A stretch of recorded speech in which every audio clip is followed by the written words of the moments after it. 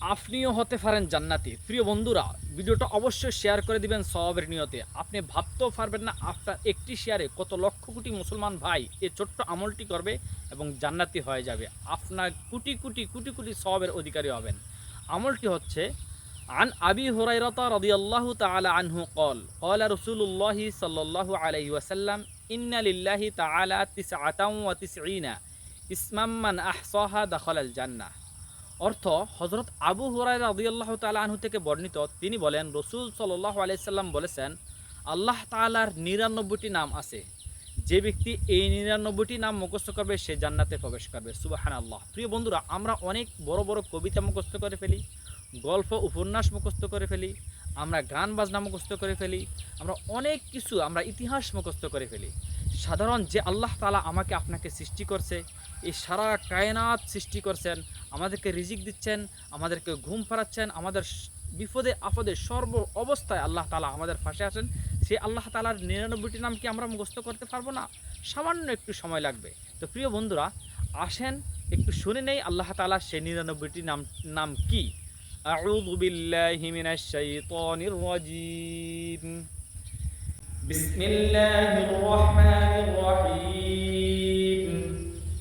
হুয়াল্লাহুল্লাযী লা ইলাহা ইল্লা হু আর রহমানুর রহিমুল মালিকুল কুদ্দুসুস সালাম আল মুমিনুল মুহাইমিনুল আজিজুল জাব্বারুল মুতাকাব্বির আল খালিকুল বারিউল মুসাউবিরুল গফফারুল কাহ্হারুল ওয়াহ্হাব আর রাজ্জাকুল ফাত্তাহুল আলিমুল কাবিদুল বাসিত الخافض الرافع المعز المذل السميع البصير الحكم العدل اللطيف الخبير الحليم العظيم الغفور الشكور العلي الكبير الحفيظ المقيت الحسيب الجليل الكريم الرقيب المجيب الواسع الحكيم الودود المجيد الباعث الشهيد الحق الوكيل